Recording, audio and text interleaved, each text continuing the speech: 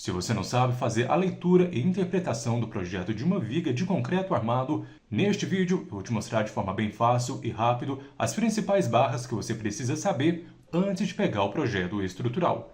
A partir de agora, menos improviso e mais ciência. Olá, seja muito bem-vindo ao canal Estruturas e BIM. Sou o engenheiro e professor Pedro Rodrigues. E o primeiro ponto, pessoal, antes de você pegar qualquer projeto estrutural para fazer a leitura, seja para fazer a compra do aço ou até mesmo entender do que se trata aquele projeto, você precisa saber diferenciar as principais barras que nós vamos ter. Aqui nós temos esse projeto simplificado de uma residência de 80 metros quadrados. A partir desse projeto, nós extraímos uma viga aleatória para você saber a identificação desses elementos dentro desse projeto. Então vamos iniciar aqui. Essa barra superior que você vai ter aqui, ela se chama barra longitudinal. Mas para que serve essa barra longitudinal? Ela é principalmente utilizada quando nós temos que combater os momentos fletores. Imagine que você vai ter um carregamento lá na sua viga. O que seria esse carregamento? Seria o peso, a distribuição de carga em cima dessa viga. Mas de onde que vem essa distribuição de carga da nossa viga? Vem principalmente da sobrecarga, o peso da laje. Isso tudo acaba influenciando esse peso na nossa viga.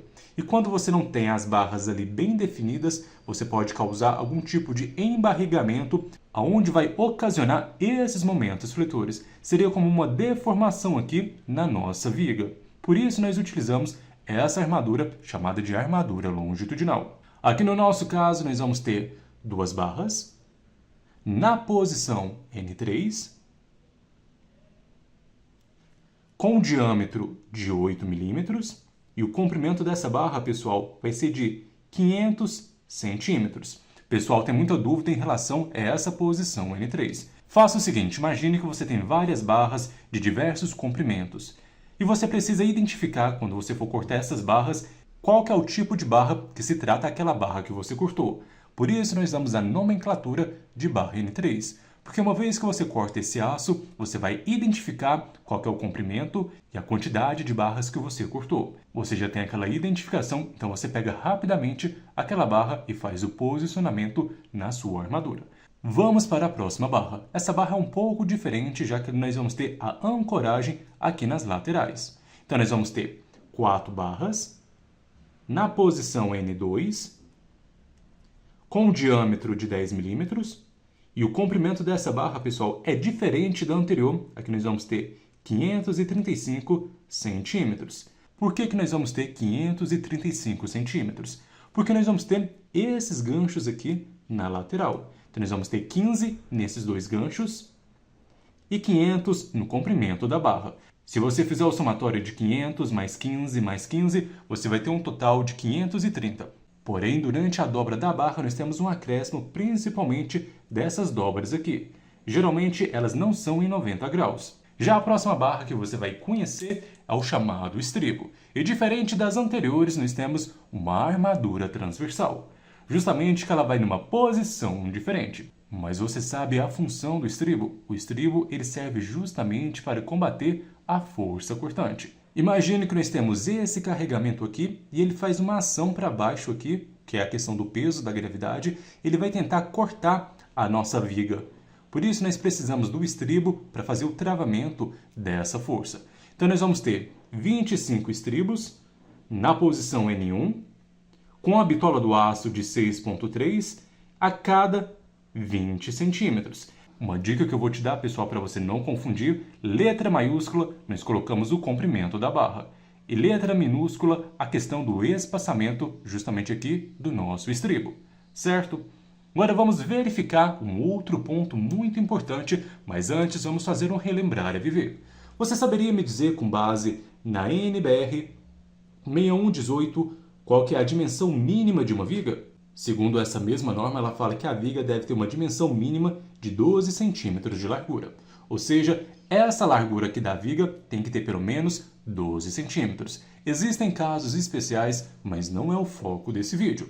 Agora, outro detalhe que você tem que tomar muita atenção, dependendo da altura da nossa viga, se ela for igual ou superior a 60 centímetros, você vai precisar de uma armadura de pele. Essa armadura de pele ela evita principalmente a questão de fissuração. Aqui no canal nós já temos um vídeo relacionado sobre esse tema. Então não deixe de inscrever-se no canal para você continuar recebendo essas dicas. Vamos verificar a nossa viga para ver se ela passa dentro dos critérios da NBR 6118. Aqui a largura da nossa viga vai ter 2,5 centímetros de cada lado. Mas o que seria essa dimensão? Seria a questão do cobrimento. Quando você faz qualquer tipo de peça de concreto, você tem que deixar esse espaçamento do cobrimento.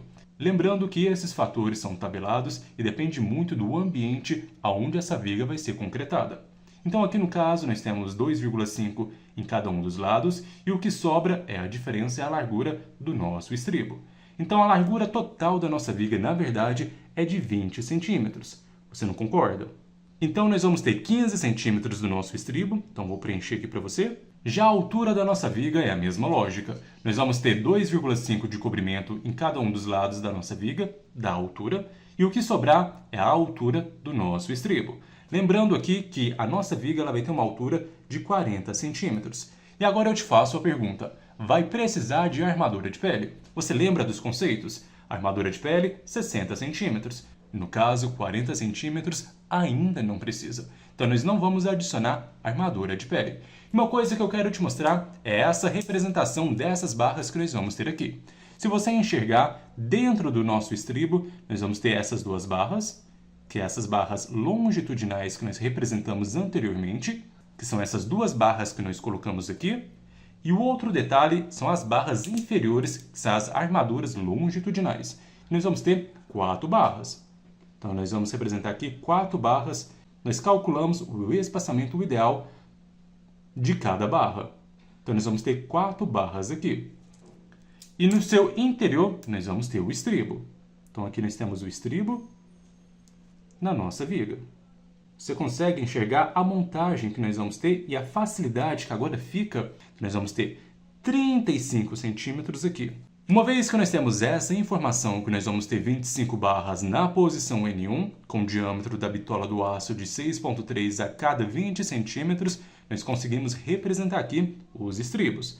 Nós vamos ter 25 estribos na posição N1, com a bitola do aço de 6,3. E agora nós precisamos saber qual que é o comprimento dessa barra aqui. Vou colocar aqui embaixo, mas você sabe que significa sobre o estribos. Se você fizer o somatório de 15, essa dimensão é igual a essa, então 35, mais 15, que essa dimensão é igual a essa, mais 35, nós vamos ter um valor de exatamente 100 centímetros. Porém, como dito anteriormente, essas dobras do aço acabam acrescentando uma margem superior de aço. Então aqui, se for considerar 2,5 de cada uma dessas dobras, nós vamos ter um acréscimo de 10 centímetros. Então, o comprimento total de cada um desses estribos que você vai ter que cortar e depois fazer a dobra vai ser de 110 centímetros. Lembrando para você que é muito importante você pegar o projeto e ler de qual viga que se trata. Por exemplo, poderia ser a viga V1 e vai depender da escala, que no caso é sem escala. Então já deixa o seu like se você gostou desse conteúdo, não se esqueça de inscrever-se no canal e visitar o nosso site estruturasebim.com. Te espero no próximo vídeo e um forte abraço!